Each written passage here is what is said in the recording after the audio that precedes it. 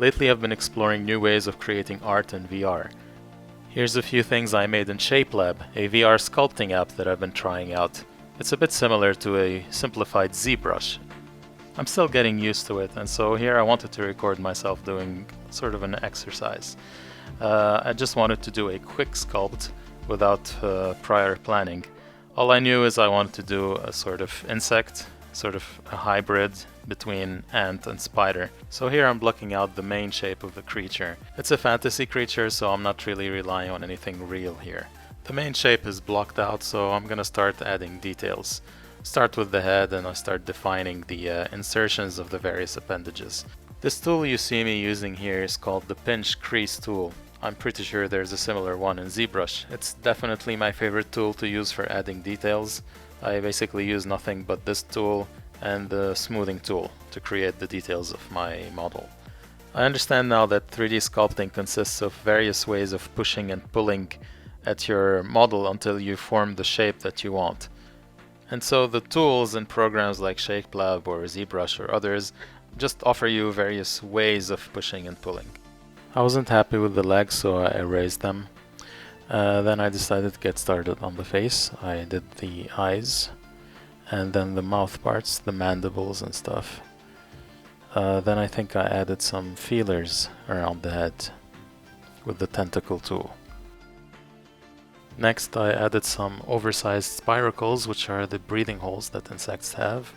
Did I mention I love insects? It also occurred to me to add some vestigial wings. I imagine a creature like this wouldn't be able to fly, but it would have some tiny wings on there anyway. I wasn't happy with the eyes either, they were too bulgy, so I rated them smaller and better defined and angrier. Sculpting might be my favorite way to create art in VR. It just feels so physical and material. As a kid I used to love playing with plasticine, creating all sorts of dinosaurs and stuff, and I guess I still love sculpting. There's something special about molding a lump of clay with the limitlessness of a digital medium, and this is amplified in VR where you regain some of that physicality of real-life sculpting. Here I'm adding feelers to the new legs. For the front legs I wanted to go for a sort of thick armored look. It's not realistic by any stretch, but it just looks cool. Here you see me using that versatile pinch crease tool to add details and even to create the sort of toes, insect toes. Well, my model is pretty much done. I'm pretty happy with how it looks. Pretty good ant spider hybrid, I think, and now I want to color it.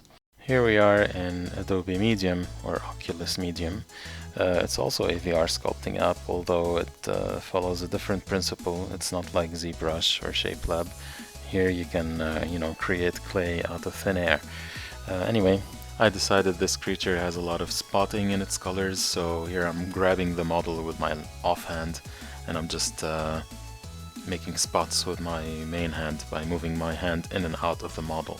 I'm going with one of my favorite color schemes, which is beige and crimson, various shades of those.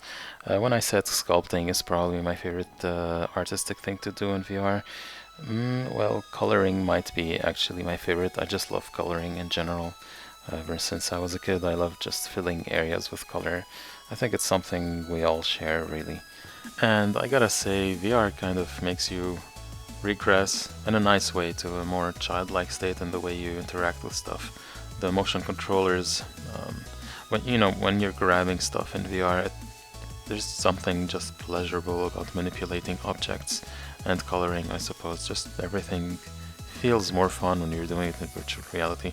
Oh, here you see some trial and error that I was doing. In fact, this is a very cut down version. Sculpting took me about 2 hours and coloring as well. Just because I kept trying things and then undoing my work and redoing it. Also, I'm still getting used to ShapeLab, and as for Medium, I'm rediscovering it because I haven't used it in several months. It's really exciting, all these VR art tools that are popping up. I can't wait to get a better grasp on all of them and start using them in various ways. Here we're coming up on the end of the coloring process. So yeah, I used various shades of beige and red. And I used dark tones and light tones to create more definition in my model. Here's a side by side without and with textures. I actually like how both look. Each has a distinctive look, but I wanted to texture it from the start. Actually, I also want to add a scene around it. So medium functions differently from ShapeLab in that it allows you to basically paint with volume. In ShapeLab you wouldn't be able to do all of this. You always have to pull out or push into your starting shape, the sphere that you start with, but in medium you can just paint in thin air, as you can see here. And that's something I really enjoy about medium. You can also stamp, as you can see me doing here. I just stamp a few times. And then for the rocks I kept things simple. I didn't want to give them too much definition because they're the background, so I want to keep them kind of vague and just evocative. And I colored them with the same color scheme.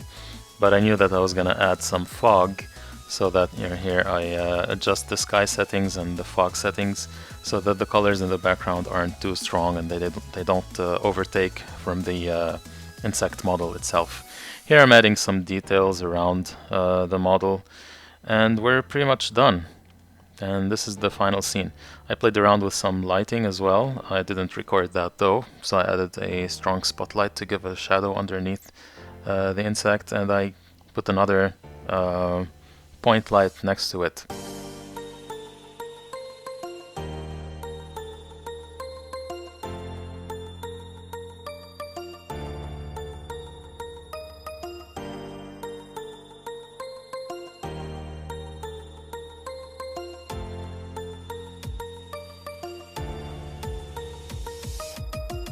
Alright, if you're still here, thank you so much for watching. I hope you enjoyed my process and I hope you liked the final piece.